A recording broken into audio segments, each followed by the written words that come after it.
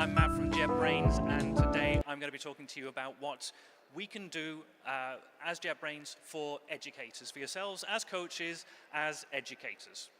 So just as a little background, I'm sure you already know us, but JetBrains has been involved with ICPC for quite a while now. We've been the global tools sponsor since 2017, and that means we give free tools to all of the participants as part of the competition itself.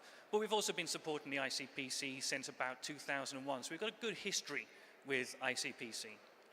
Now, the big thing that JetBrains is known for, hopefully all of you are aware of this, is our IDEs, our integrated development environments. We've got a lot of IDEs, pretty much every mainstream programming language has got its own IDE, whether that's going to be IntelliJ, Goland for Go. We've got, all of these tools are available for you for free as part of ICPC.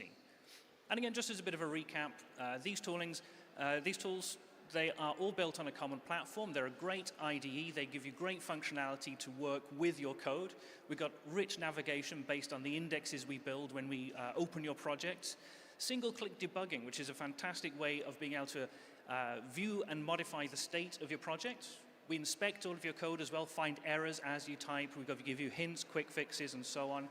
We give you documentation tooltips, which is a great feature for your students to be able to understand and learn new APIs. And of course, there's smart completion and typing assistance as well to help you type and work with your code. There's an integrated terminal, there's version control built in, support for GitHub and GitLab for PRs and things like that. And of course, these are industry standard IDEs. One feature I'd really like to call out, which is useful for the IDEs themselves, it gives you pair programming, but not just editing there, you can actually debug and test together too. We've got video chats built in, and it's not just pairs as well, it can be multiple people working together at the same time. You can bring the whole team in. It gives you all the sort of rich IDE functionality that you'd expect, so if you've got a guest inside a Code With Me session, you get code completion, all the navigation, all of the expected features there too. And you've got permissions, so you can either have it as a read-write experience, or you can have it as a read-only experience where you take your students on a code walk to teach code, to review code, and so on. So yeah, just to recap then, we've got a bit of collaborative editing. It's like working with Google Docs. You can be working in the same file at the same time, or you can be working, one person could be building tests while another person is writing the code to make those work. We've got follow modes as well, so that we can actually see make sure that the people are seeing the code that you want them to see. So if you're trying to take somebody on a tour to review some code, to learn some code, you can make them sure they follow you, so whenever you move to a different file, they move to that file for you. And finally, as I say, we've got permissions then to make sure that these tools are available to you for free as educators. They're available for your students. You can just sign up on the website to get free licenses. That's kind of the project management features of UTrack, where you can do issue tracking, bug tracking, task tracking, and even a knowledge base as well. And we've got the other tools for being TeamCity for continuous integration, and then Kadana, which is a code quality platform that can run in any continuous integration platform. But of course, I'm hoping you're going to be using TeamCity. So if you just navigate to this URL here, well, then you can go and get yourself free licenses for those tools. I want to highlight a few other things that we've got in relation to our tools and our products for educators and for students. The first thing we've got is an activities for high school students, so before they go to university there. We're hosting code camps, Olympiads, and online clubs. And the best students can also receive a scholarship in Germany or in Cyprus to Constructor University Bremen or the Neapolis University in Paphos. There's more details here at this link. If you'd like to find out more details, there's a form you need to fill in, which we'll then be able to which is useful for coaches, for educators as well, and that is going to be the Kotlin language. We want to promote usage of Kotlin. It's a programming language that we created back in 2011. It's a language that we wanted to build for ourselves initially, to use internally. And as part of that, then, we wanted basically a modern programming language which we could use with our existing code base, which is very much Java-based. All of our IDEs were built on Java. The team tools are built on Java. But we wanted to use more modern programming constructs, and therefore we started to build our own programming language. And this language targets the JVM, provides 100% interoperability. You can call your Java code from Kotlin. You can call your Kotlin code from Java. and it works with the same tools, with the same libraries and features as you expect there. It's open source, it's under the Apache 2 license, and it's governed by the independent Kotlin Foundation, who are in charge of trademarks and make sure that any incompatible changes are run through the foundation first. And it's not just the JVM we target as well, but we also target other platforms too. Obviously, Android is very popular for Kotlin. It's pretty much the default language. We've got, say, 95% of the top 1,000 applications are written for Android are written in Kotlin. But we also support iOS, JavaScript, WebAssembly, and native too. So it's very much a multi-platform product.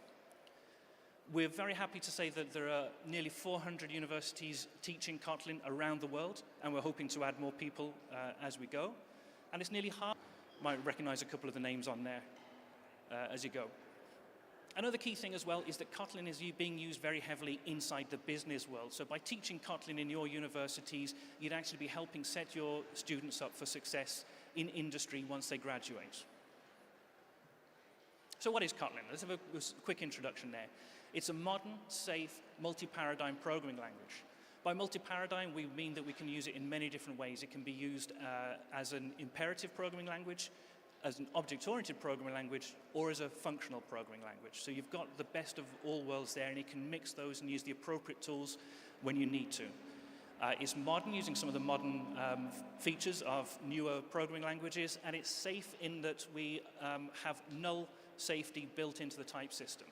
So unless you actually declare a variable as possibly being null, you can kind of guarantee that it's not going to be null, and you've got a lot of guarantees from the type system there.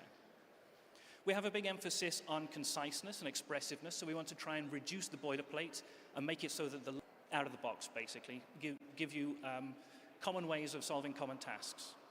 And as I say, there's 100% interoperability with JVM tools like Gradle, Maven, Ant, and all the libraries as well. It's academically recognized, and of course, from JetBrains, there's great tooling.